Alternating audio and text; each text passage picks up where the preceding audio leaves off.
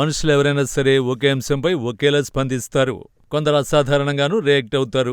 కానీ కొన్నిసార్లు అన్యాయమే న్యాయమన్నట్టుగా మాట్లాడతారు. అందుకే పాకిస్తాన్పై ఇండియా ధర్మయుద్ధంపై అక్కడి ప్రజలు కూడా స్పందిస్తున్నారు. భారతదేశం నిర్వహిస్తున్న ఆపరేషన్ సింధూర్కు మద్దతుగా ఒక పాకిస్తాన్ యువకుడు ఇన్‌స్టాగ్రామ్‌లో పోస్ట్ పెట్టాడు. పాకిస్తాన్కు చెందిన ఫారెక్స్ వ్యాపారి అభయ్ భారత సైన్యాన్ని సమర్థిస్తూ తన సొంత దేశం ఉగ్రవాదాన్ని పెంచుతున్నదని విమర్శించాడు. నేను పాకిస్తానీని స్పష్టంగా చెబుతానన్నాడు. అలాగే భారతదేశానికి ప్రతిస్పందించే హక్కు ఉందని అభయ్ ఇన్‌స్టాగ్రామ్ పోస్టులో వీడియో షేర్ చేశాడు. మొదట ఇండియా ప్రజలపై పాకిస్తాన్ దాడి చేసిందని, అందుకే ఇప్పుడు వారు రియాక్ట్ అయ్యారని అన్నాడు. ఇండియా దాడుల తర్వాత ఇప్పుడు శాంతి, మానవ హక్కుల గురించి మాట్లాడితే ఎవరు సమర్థిస్తారని విరుచుకుపడ్డారు. 26 మంది అమాయకులు ప్రాణాలు కోల్పోయినప్పుడు మీ స్పందన ఎలా ఉందో అందరూ చూశారంటూ సెటైర్లు వేశాడు. ఇండియా యాక్షన్ పాకిస్తాన్ ప్రేరేపిత దురాక్రమణ చర్య అంటూ చేసిన కామెంట్లపై అభయ్ రియాక్ట్ అయ్యాడు. ప్రపంచంలో ఎవరు కూడా యుద్ధాన్ని ఇష్టపడరు అన్నాడు పాక్ పౌరుడు అభయ్. అలాగే ఇండియా, పాకిస్తాన్ రెండూ కూడా హర్షించవన్నాడు.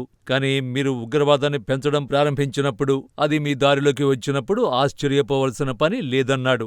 మీ ప్రజలు చంపబడనప్పుడు శాంతిని బోధించడం సులభమని దుయ్యబట్టాడు.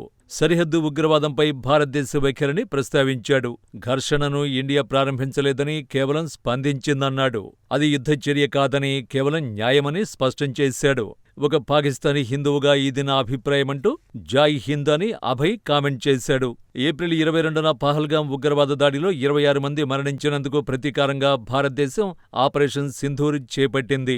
మే 7న పాకిస్తాన్ పాక్ ఆక్రమిత కశ్మీర్లోని 9 జైషే మొహమ్మద్, లష్కర్-ఇ-తోయిబా ఉగ్రవాద శిబిరాలపై భారతదేశం మెరుపు దాడి చేసింది.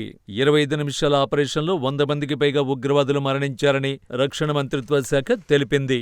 ఆపరేషన్ సింధూర్ తర్వాత పాకిస్తాన్ నియంత్రణ రేఖ ఎల్ఓసి వెంట ముఖ్యంగా జమ్మూ కశ్మీర్లోని పూంచ్ జిల్లాలో భారీ ఫిరంగి దాడుల్ని ప్రారంభించింది.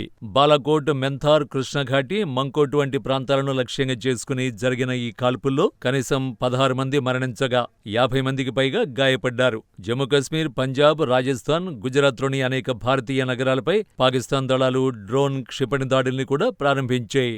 వీటన్నింటినీ భారత రక్షణ వ్యవస్థ అడ్డుకుంది.